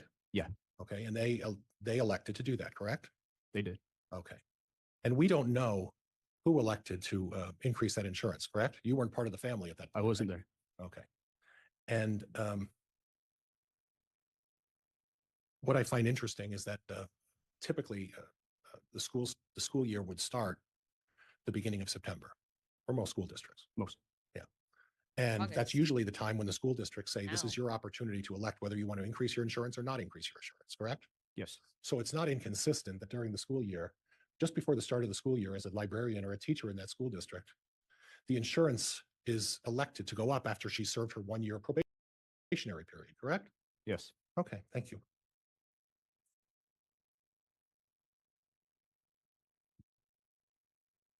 Still don't understand where Pryor's going with this. Now, you talked about on exhibit 776 and 774. I mean, I guess discrediting You this talked witness, about right? Spring Creek and the $10,000 investment. Mhm. And that was money that was put in to Spring Creek. And you know what Spring Creek is, right? Chad's book company. Yes. And it wasn't just Chad's book company, was it? It was also Tammy's. It would have correct? been Tammy's too. It was both of theirs. So we could say that it was Tammy's book company, right? Yes. Or we could say it was Chad's book company, right? Chad and Tammy. Or what we should say is that it's Tammy and Chad's book company, correct? Yes. Okay. And then addition, there was some money that was $8,000 payments to each of the children, correct? The three older children. Yes. Right. And then a short time after that, there was two vehicles, a minivan and then a black Dodge Dakota that Chad gave to each of the daughters as well, correct? That actually took place prior. So the transfers took place on 6/9. You're right. The vehicles were given to the daughters on 3/8. Right. And subsequent to that, the vehicles were given to the daughters. So now you were aware that, well, we'll move on from that. Lastly, what I want to talk to you about is the the malachite rings. Mm-hmm. You made a comment that they were returned. I mean, it was canceled. Though that transaction, that one specifically was canceled, yes. Okay, okay. Now, did you look into the size of the wedding rings in that it showed it up on the screen, the size of the wedding rings? Well, correct? it said 8 millimeters, but that's the width, not the size. Okay, okay. And thank you for clarifying that, because that was one of my questions. Thank you. Were you aware that shortly after August 15th of 2009, Alex Cox had been proposing marriage to Zuluma Pastenes? Oh God. I don't know the date of States that. facts not in the record. I didn't ask him whether it was facts. I asked him whether he was aware, Judge. Overruled. Okay. Were you aware that shortly after that time, Alex Cox had proposed marriage to So Zuluma Pastenes? he's trying to say that they were I know for Alex and Zulema Zulema got married. I don't know when and the proposal Alex. took place. Okay. And then were you aware that also at the Shut same time, up. Melanie Boudreau was contemplating the same thing, a marriage, shortly after that time as well? Were you aware of that? No, Okay. Okay. But you are aware that there's no indication through emails, text message, or otherwise that Chad Daybell was intending to marry Lori Vallow at that point. Is that right? But she's looking at malachite wedding rings, and they were in texting about August, having wedding rings that were the malachite no. wedding There's rings. nothing to implicate a wedding in August that I knew of. Or even a proposal for marriage at that point, correct? Not that I can verify. Yeah. Judge, that's all I have. Thank you, Your Honor. I appreciate it. All right. But they still got married Mr. Wood, and redirect. still used malachite wedding rings. So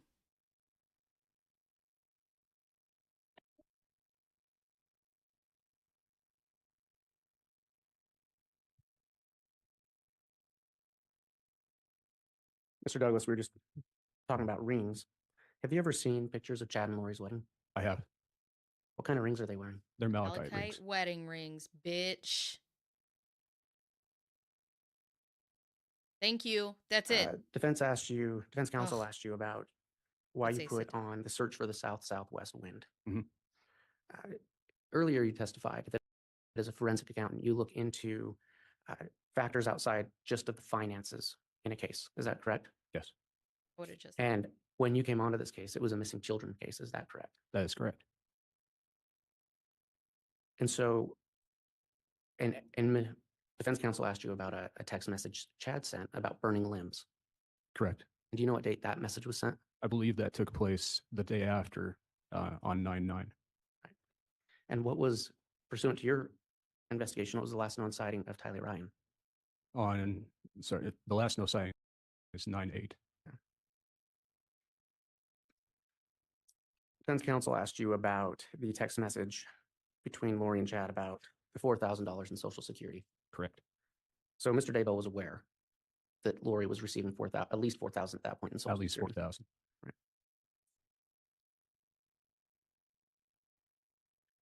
You testified that there's no joint account of Chad Daybell and Lori Vallow. Correct. Did they live together at any point? Yes. Was that in Hawaii? In Hawaii, yes. And just Did they finally, get married? defense counsel Yes. asked you about, I'm going to call them burner phones that Mr. Daybell purchased. Is that Burner accurate? phones. That is correct. And he asked you if that would be a good way to hide an affair. That is correct. Yes. Well, would that be a good way to hide a crime? Yes. Yes, in my experience. So in your experience as a forensic accountant, do you see people engaged in criminal activity purchasing burner phones often? Yes. And so if someone was having an affair and then the mistress's husband dies, and then your wife dies, Calls and for you marry that woman speculation. 10 days later, Maybe. and then the next year 2 dead children are found on your property, are those the type of events that might lead someone to buy multiple burner phones? It could. No other questions, Your Honor. Woo! Nice redirect. Go ahead. You can recross on that limited scope, Mr. Pryor. Recross. At the podium, please. Ugh. That was a good redirect. That felt good. And actually, 2 questions. The financial transactions and issues related to finances with Tylee Ryan and JJ started about or around when? The financial transactions that I was tracking with Tylee, we got data into 2018, but my charts are indicative of January of 2019. Okay. And then the marriage and the time they lived together in Hawaii, Chad and Lori, started when? So they got married November 5th of 2019. Okay, and they lived in Hawaii together until when? Until she was arrested, I believe, In January. in January, So 2 months. 2 months. And the financial transactions prior to that went back at least a year, year and a half. Yes. All right, yeah, nothing else, Judge. Thank you. Yeah. All right, And they that'll knew each conclude other the then. testimony then. They were of still Mr. having an Douglas. affair. Is he going to be recalled by either side? Your Honor, at this point, he can be released from the state subpoena. Okay, that'll conclude your testimony then, Mr. Douglas. Thank you for appearing. You can go ahead and step down, and if there are any exhibits on the bench, I'll have the bailiff grab those. I don't know if there are. Okay.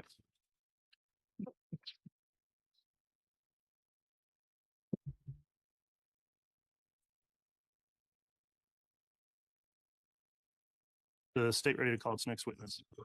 Yes, Your Honor. Who will that be? The state will call Melanie Gibb. Very well. All right, if you guys don't know, Melanie Gibb was like Lori Vallow's best friend. And she was there for all of this. She was there the last day that everybody saw JJ. Ooh. All right, let's get her in here. Yes. And after that gust,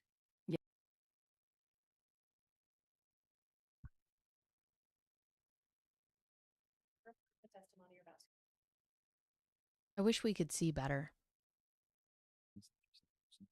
At least the sound is better. The first day, the sound was horrendous. All right, before we commence with testimony, Ms. Gibb, please make sure to answer all of the questions verbally so we make a good Hi. record. Try to avoid talking at the Thank same you, time as any Ember. attorney questioning you.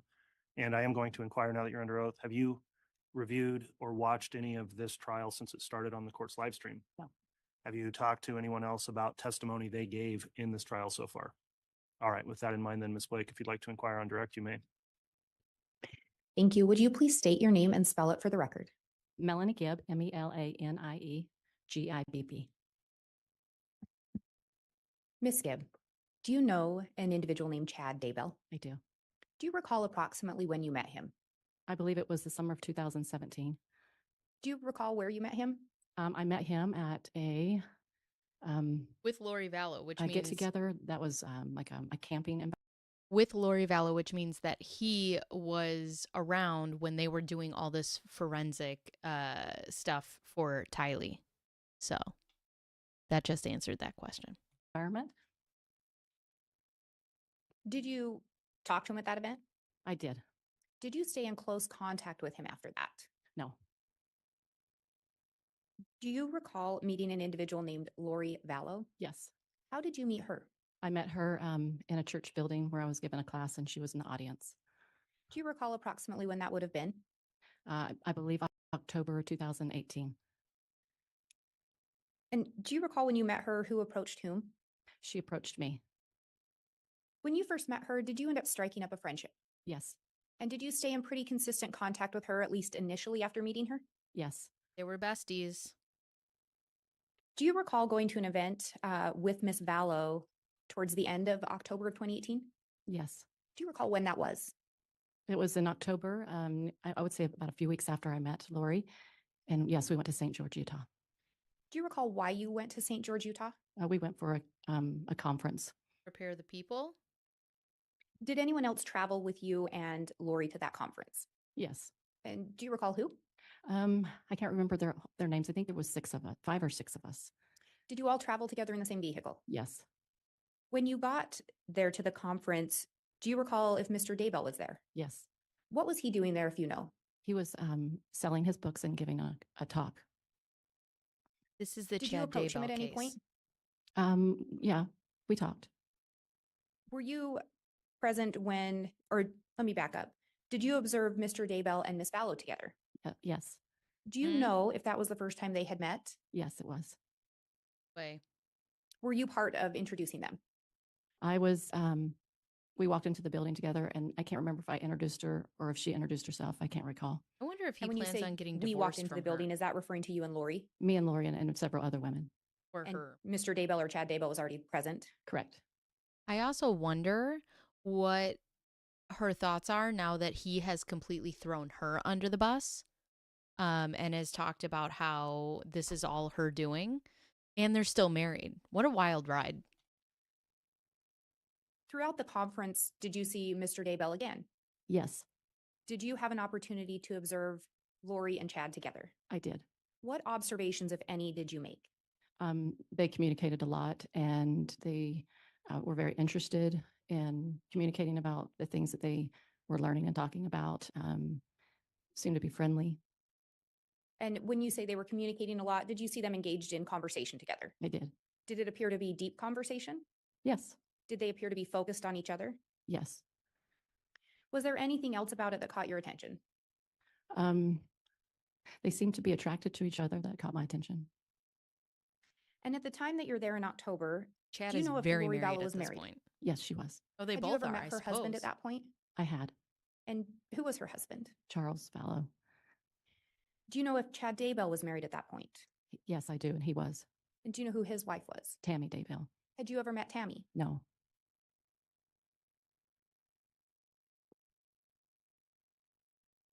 After that conference, did you travel back to Arizona with Lori? I did. Do you recall sometime after the conference talking to her about what she and Chad discussed? Yes. What were some of the things she shared with you? He shared with her, according to what she shared with me, that Your Honor, if I may respond. Grounds to the objection? Ms. Blake, you may respond. Your Honor, it's a statement of a party opponent as well as a charged co-conspirator. All right, the court does find that's an exception to the hearsay rule that applies here, so. the hearsay, witness can okay. answer the question. Objections overruled. And do you recall the question? yes. She said that they talked about multiple lives, and I believe she talked about, how many lives that she had lived on this earth, and that she indeed was married to someone named Moroni in a previous life. Those kind of conversations. Yeah. And prior to meeting Chad Daybell, did Lori did Lori ever talk about multiple probations before that or multiple lives? She did. So she had some interest in that subject matter already. Yes. But when you talked to her about her conversation with Chad at that conference, she told you Chad gave her some additional information. That's right. Did she say anything regarding what Chad had told her about she and Chad? That they had been married in previous probations. Did Lori seem receptive of that information? She did. Hmm? And we talked about you'd met Charles before, correct? This is how the affair got started. Had you ever met Lori's children? Yes, Okay, I finished another And row. specifically, did you ever meet Tylee Ryan? I did. Did you ever meet JJ Vallow? I did. Do you recall where you met them? In Lori's house. Did you have an opportunity to observe Lori with her children? I did. What observations, if any, did you make about her and Tylee? They had a difficult relationship. They didn't necessarily get along very well. And what about Lori and JJ? I could tell she had a lot of affection for him, but he That was Lori was a autistic, wonderful and mother. he seemed to be very busy So for her.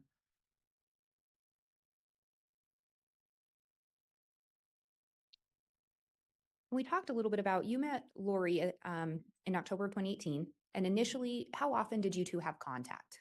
In the beginning, it was almost daily, with the exception probably of a day or two a week. And that was probably for maybe about a month or two. Do you recall approximately when the contact wasn't as frequent or what was going on at that time? Yes, it was after January when she started to move around. She moved multiple times, so I couldn't keep in contact with her. And that would be January of 2019? Correct. And to be clear, she wasn't moving around to avoid contact with you, Right. but just as she moved around, Right. you'd lose track of her? Well, we wouldn't see each other. Yeah. Did you still talk to her on the phone? Yes. And after that first conference in October, do you recall the next time that you saw Chad Daybell? The next month, November 2018, he came down for a conference in Arizona. When he came down to Arizona, did his wife come with him? No, Nope. And at that conference in October, did you ever see his wife Tammy there? no. And I believe this is when he When stayed. he came down, so he came down to a conference in November in Arizona. That's right. Was Lori present for that conference? Yes. I believe Outside of this the is- he conference, stayed did you with see her. him at any other gathering? Yes, at her house. And when you say her house, is that Lori? That's right. Was her house in Arizona at the time? Yes. Can you tell me a little bit about the gathering? So the one at her house was a small group of people met before the conference. And so there was, I don't know, maybe 20 people there. And Um, so Lori and her friends were there. Did you have an opportunity to observe Lori and Chad together at that meeting or the gathering at her house? I'm good. How are Yes. What observations did you make? They talked often with each other. They seemed to be very interested in each other. you? The affair started right away. Did Lori at any time tell you anything about she and Chad on when he was down there in Arizona? Yes, she told me that they had been married before in previous probations. Is that when she first shared that information with you? I believe she shared it with me in St. George. So it's between St. George and November she shared it. Did she talk about going to the temple with Chad? She did. What did she tell you about that? She told me that they were going to be resealed again like they had been in previous lives together. Yeah, before anybody talked about divorce And or did she tell any you of that they in their fact had gone to the significant temple? others were Yes, gone. And that was in November, about a month after meeting each other. that's right. Mhm. And she told you the purpose of that was so they could be sealed together again. That's right. At that time, was Charles still alive? Yes, And Up. was Tammy still alive? yes, Was Charles present at the gathering at her house? no. Do you know where he was or did you learn where he was? He was out of town.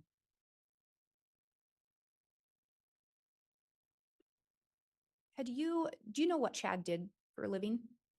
He was a sexton and he wrote books.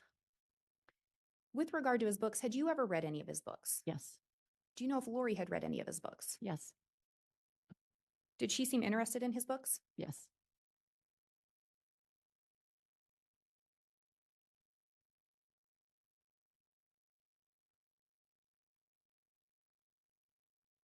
When Chad was there in November, do you know where he stayed? He stayed at Lori's Her house. house. Yep. And Charles was not there. Correct. Oop. Did anyone else stay at her house, if you know? Yes, there were multiple people there. Were there any other men there? I don't know if her brother was there, but nobody else that I know of. And when you say her brother, do you know which brother you're referring to? Alex, Did you ever meet any of Lori's other brothers or her other brother? I don't think so. Forgot what her other brother.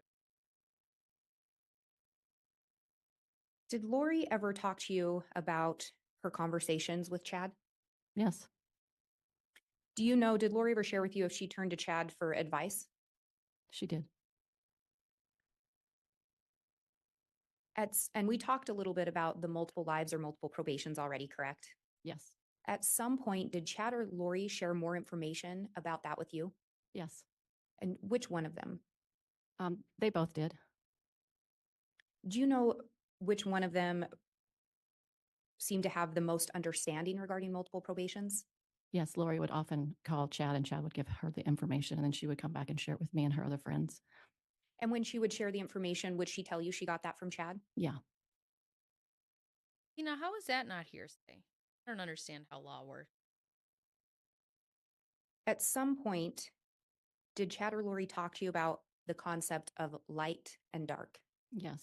Do you recall who talked to you about that? Lori shared it with me. Did she tell you where she got that information from? She got it from Chad. What did she share with you about the concept of light and dark? So if someone was light, they had made contracts with Jesus Christ before they came here. And if they were dark, they had made contracts and promises with Satan. All right, friends, I'm going to pause this. I am going to have to end the live because I have to go be a parent. Let me switch this. So I will pause this and leave this up, and then we could revisit this tomorrow because I am very interested in listening to Melanie Gibbs' testimony just because she was so close to everything. And she is just such an integral part of like this whole thing. So that's what we'll do tomorrow. I'll be on tomorrow at 12 Central Time. And thanks for joining me today. I'm glad we got through the Ruby Franke